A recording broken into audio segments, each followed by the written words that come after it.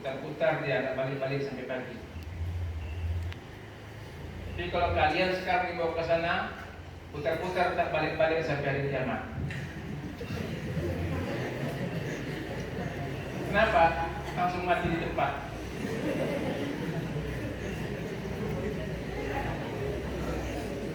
Padahal sekarang lebih enak. Kalau dulu masih hutan, kiri kanan masih semak belukar, ular kobra masih. Kalau dulu ular kobra takut sama santri, kalau sekarang santri takut sama ular. Tanya ada yang santri dipatok ular, masih ada angkatannya kan? Ini ularnya ditangkap. Untung nggak di-shock sama mereka. Kalau hari ini cacing saja udah melenting-lenting kalian. Ukuran dapur 12 itu tidak biasa nih. Kalau santri yang bandel itu saya ikat di sana. Ikat kakinya pakai rantai, pagi baru diambil. Kira-kira kalian siap nggak? Alhamdulillah. Coba nanti kita atur ya. Sampaikan ke warga, insya Allah nanti santri Anima akan mengadakan tes mental. Insya Allah setiap satu kuburan satu orang, satu kuburan satu orang. Untuk duduk di sana berkomunikasi dengan ahli kubur. Kenapa kita takut? Sekarang aja hantu jadi bintang film. Itu untuk menguji kekuatan iman kita. Sebab kita tidak suka nanti kita juga akan dimasukkan ke dalamnya. Nah sebelum dimasukkan ke dalamnya kita ta'aruf dulu gitu. Assalamualaikum ya ahli kubur. Kaifahalukum? Waalaikumsalam. Kalau dia jawabnya bagus, berarti masih hidup dia. Kalau dia pun jawab bagus, berarti kamu punya kelebihan ilmu gitu. Jadi anak-anak sekalian, kita ingin animannya kembali semangatnya, kembali keberaniannya, kembali kehebatannya, kembali kekuatannya seperti 15 tahun yang lalu. Kembali semangatnya. Nah, kesempatan malam ini sebenarnya perjalanan yang kamu lakukan belum jauh. Tidak dimulai dari sini. Dekat, sangat dekat. Tapi yang sangat dekat dan dekat ini aja kamu tidak mampu melakukannya, berarti kamu betul-betul anak handphone. Nah, tahu nggak anak handphone? Hanya kuat ngangkat handphone saja. Nah hari ini, malam ini kita buktikan. Kita contoh senior-senior kita. Kalau saya dulu jalan itu, jalan kaki itu dari Solo sampai ke Tawangmangu sampai ke Sarangan. Jalan datar, naik gunung, turun lagi. Pulangnya baru naik mobil.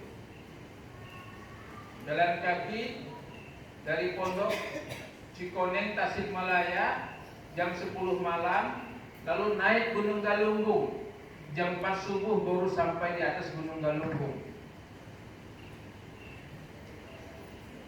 Kalau di Jawa dulu sampai Gunung Merapi, Jogja. Itu kami dulu.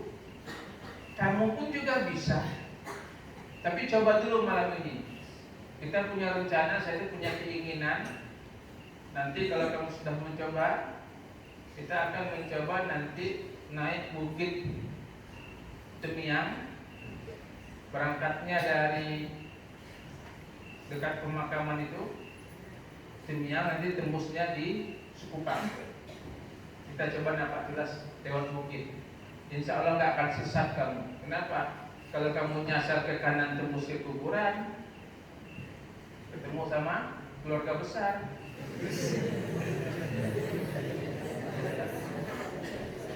Saya berharap kamu nyasar ke kanan Temiang, nah, nanti ketemu sama Haleluya, ya. Ketemu sama Boksi Pancai, ya. Kalau kamu nyasar belok kiri tembusnya Didan, nyasar ke depan tembusnya di lampu merah, mundur ke belakang penakut. Ya, kita akan coba atur nanti perjalanan darat. Sebab Batam ini hanya ada yang bisa ditempuh laut sama bukit. Kalau bisa nanti kita mencoba keliling, cari waktu 1 hari berangkatnya. Ya, berangkatnya habis sholat subuh. Nanti mulai startnya di tembus pos, nanti tembusnya jembatan Satu Barat di Suri Danau, atau tembus ke Tanjung Piayu. Jadi kita mencoba jadi orang kuat. Kalau jadi orang lemah nggak usah diajarin. Hari ini kamu sudah lemah semua. Tapi kita ajar jadi orang kuat. Sebab orang-orang hebat di masa yang lalu itu dia kuat. Jadi kita minta semangat. Masih semangat? Ada yang pura-pura sakit? Ada yang betul-betul sakit? Luar biasa. Nasihat saya, pimpinan, ketua rombongan, jangan kamu ego. Kalau bisa adakan penilaian Ustaz. Kelompok yang tertib, ya, juara 1, juara 2, juara 3.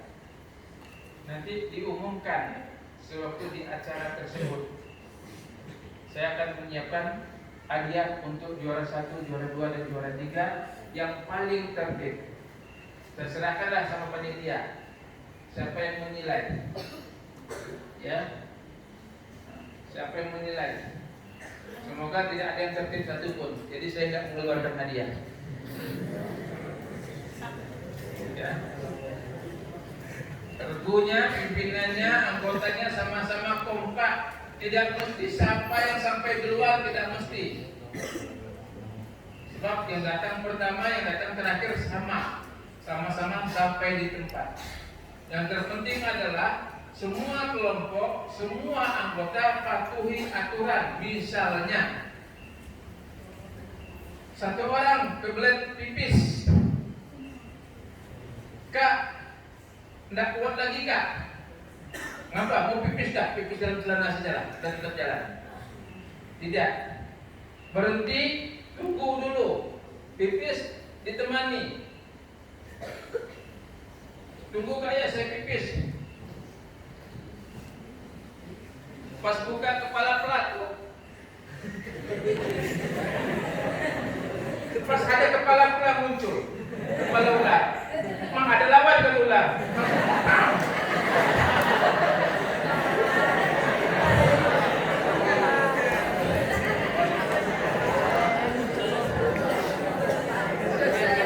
Ya kan?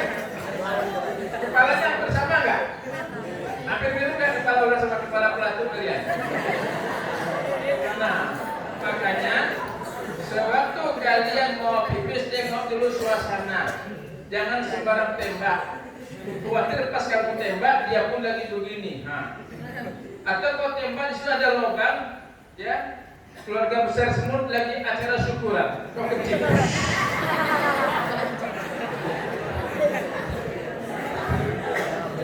Bayangkan keluarga semut lagi syukuran, kakeknya ada, neneknya ada, anaknya cucu ada, pamannya, keluarganya, borunya, tulangnya kumpul semua di situ.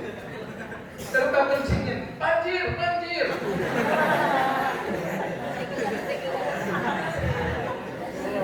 Bayangkanlah kalau dia kebanjiran, lalu semuanya menyumpah kamu.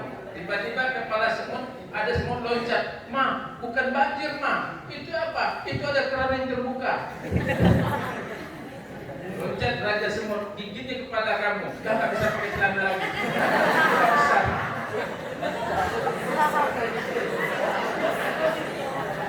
Ya, dengarkan baik-baik.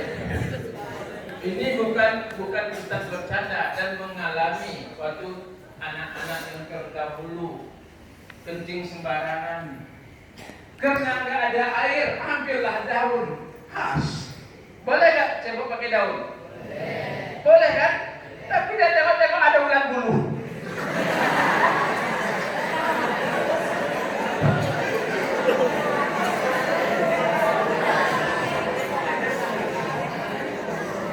Boleh. daun yang ada ulat bulunya atau daun yang gatal, kasih pula kau. Kenapa jarbat? Bukan. Kalau jarbat itu sebab malas mandi. Ini ulat bulu nempel di kepala pelatu. Jadi ada dijaga. Bila perlu duduk bersihkan dulu di pinggir, duduk kencing lah. Tapi kalau nggak memungkinkan kena darurat dan terpaksa, tetap cebok dengan air yang kamu bawa. Ada air kok masing-masing bawa air kan? Ceboklah sedikit dengan air tersebut. Artinya jaga adab buang air. Dan bagaimana kelompoknya jalan duluan? Tidak, tunggu. Nah, usahakan sebelum berangkat semua perutnya dalam kondisi nyaman. Kalau dah mau berak dulu lah. Tidak tunggu bang, kami berak dulu. Ini pengalaman ini sudah terjadi masa-masa yang lalu gitu. Ya kan? Sakit perut, ya udah nanti aja. Naik mobil, sikit-sikit kentut, kayak kereta api. Siapa yang kentut? Wajah tanpa dosa muncul semua.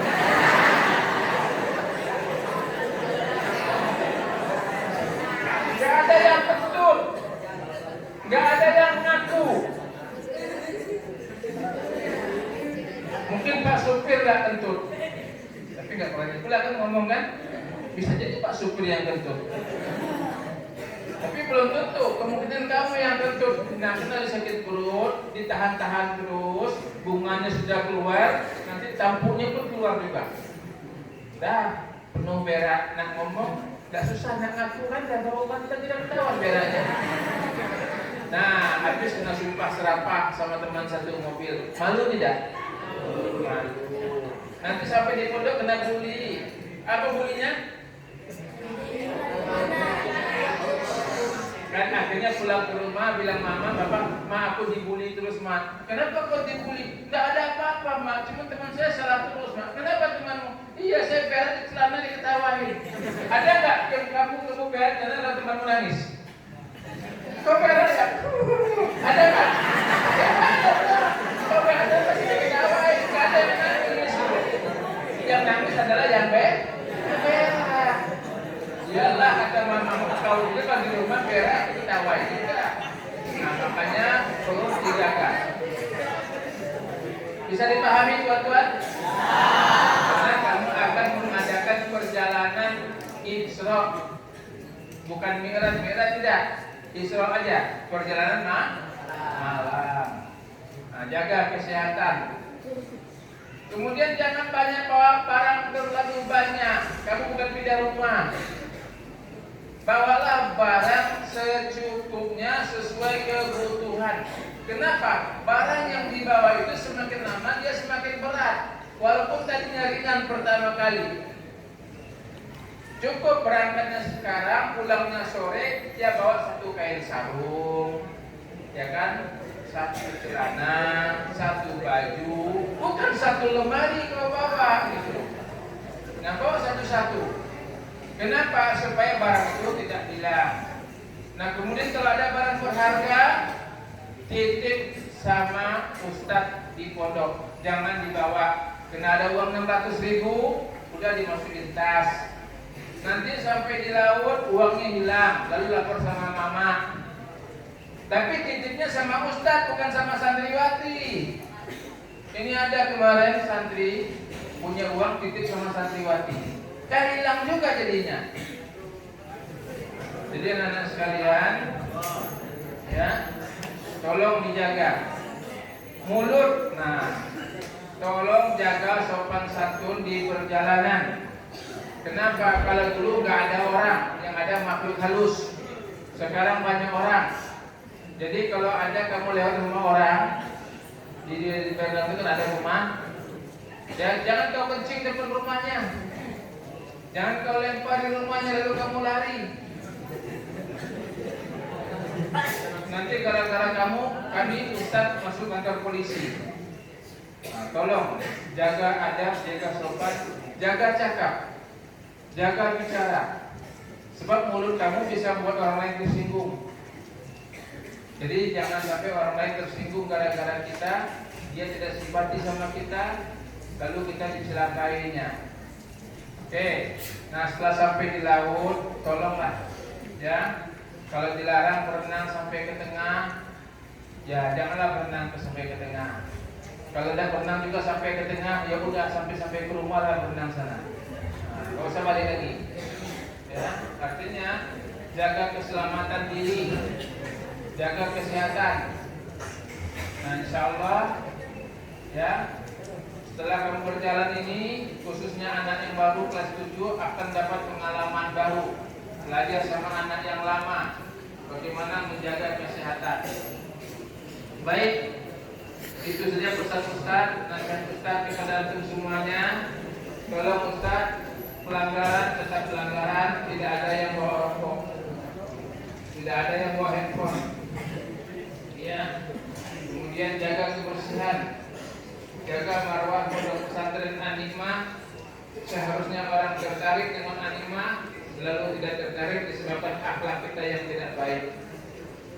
Kemudian yang rumahnya di Barelang, ya, jangan menghilang lalu sampai ke rumah. Izin juga kalau dapat, kalau nggak dapat jangan. Makan gitu juga, makanlah secukupnya, jangan dibuang. Minum begitu juga, jagalah segala-galanya. Baik, Ustaz ucapkan selamat jalan, mudah-mudahan sehat berangkat, sehat pulang. Mungkin dilanjutkan kepada pimpinan rombongan semuanya untuk menggantikan. Tidak ada yang naik mobil berebutan, sebab insya Allah semuanya naik mobil. Sekali lagi saya pesan, kalau kamu ingin keluar dari kelompokmu, izin dulu supaya ketahuan. Paham?